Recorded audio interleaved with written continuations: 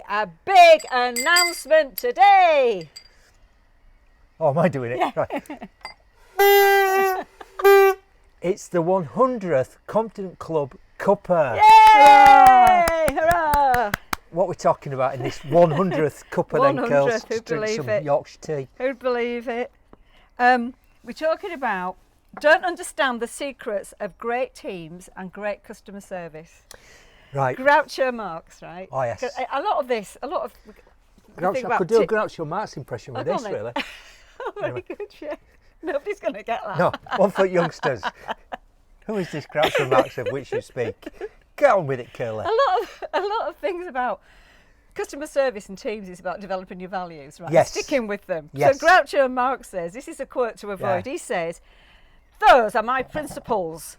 If you don't like them, I have others." Yeah. So values non-negotiable. People are bang on about Muhammad Ali famously saying, "I've got no quarrel with the Viet Cong. I'm not going to go fight in Vietnam, and you can strip me the heavyweight championship of the world." That's an extreme example.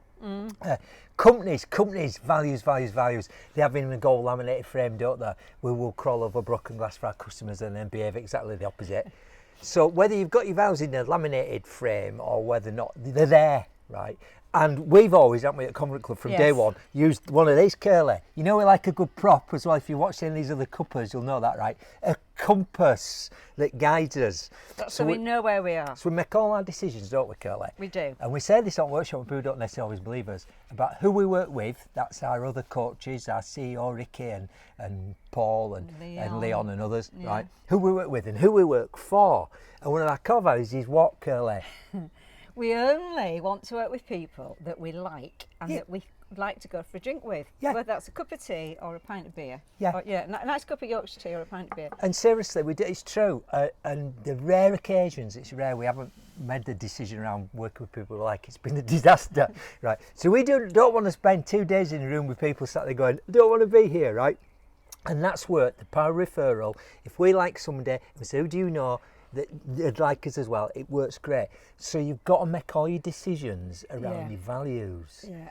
And I think the big lesson learned with this was back in the days with Asda, who were brilliant at this. Asda, great at values. And the big book at Asda, Curly, was called From Good to Great. Oh, yeah. Which is a bit, some of you might have read it. Is it Jim Collins? Jim Collins, I think it's a classic, right? And basically, it was a lot of research, look at the companies, some that were good, so they were doing quite well, but they might have plateaued, and some that were truly great, like doing amazing. And if you can't be asked to read the book, the difference that made the difference was this: the great companies first and foremost focused on who is on the bus before they got too worried about where the bus is going. Good metaphor. What does that mean? It means values and vision. So vision, we've talked about vision on one of these Cuppas, probably a few of these Cuppas in the 100 that we've done. Of course you need to have an idea where you're going. But remember, like COVID and all that, things changed, didn't they? And where we were going, nobody had a clue where we were going at one point, certainly me. But what Good to Great says was, and what my experience at the Confident Club tells me is, if you have the right folk on the bus, and if you're like in the right seat, it doesn't matter where you're going. Well, the other thing I would add to that, because this is about customer service as well. Unless your people fundamentally believe in the values of the company, and everybody agrees on those, and there's consistency of behaviour, and I would also add it needs to come from the top, based on a lot of experience in the past. Only then, that's like the base of the building block, isn't it? Only then can you start saying to people, how can we wow customers? Yeah, well, I would finish by saying it actually doesn't need to come from the top, it needs to come from the bottom and the middle and all over. So there's a story about Stephen Covey, 7 Habits, being in a hotel, and the behaviour of the people in the hotel was like amazing. Yeah. You know, like at one point, trainer's nightmare, run out of a magic marker, calls a quick coffee break, he's in corridor looking for like a bellhop or something, and the guy's walking past a bellhop in this hotel in America. Turns his ear and he comes up to him and he says, "Mr. Covey, how may I help you?" And he said, it blew me away, did that, for 2 reasons. I had never met this guy before in my life, and I wasn't wearing a name badge, and he knew my name. And secondly, he was clearly off to do something else, but he stops and helped me. He says, so when I checked out the hotel, I said, I can't help but notice. And he said, there's loads that happened. That was just one example. Loads of stuff happened all the time he was there.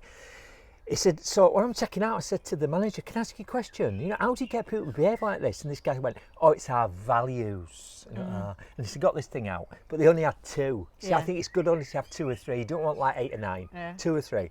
And the only two values this hotel had was, we refer to all our guests by name and we never say it's not my job. Oh, brilliant. And he said, well, I get that, but how do you do the name bit? He says, well, you have to have a process. Guess what? You have to have some memory techniques to remember people's names. So you've been in the workshop, you know, we're big on that, right? So they had a process for that. And secondly, we never say it's my... He said, where did these values came from? He said, they came from us. So what do you mean? He said, we just asked everybody who works here. From the hotel chambermaids to everybody. Somebody's got to implement it though. But the final point is this, you can't, like ASDA, one of their core values is respect the individual, so you can't respect somebody on a Monday and not a Friday afternoon.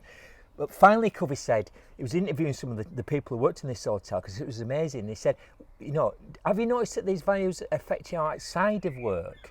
And the thing is, it's a compass, it's got to be part of who you are. And they went, you know, I've noticed I'm really careful to get people's names when I'm like in a bar or a pub or I meet somebody. So it's living it, isn't it? Yeah, first time, right.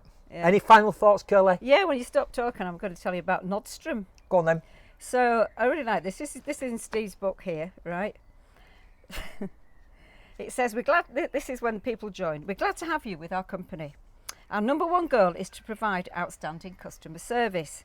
Set both your personal and professional goals high. We have great confidence in your ability to achieve them.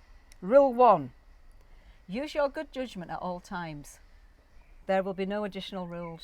That's what you were saying, isn't it? Bloody love it. It's and great, on that great advice, I'll see there. Bye for now.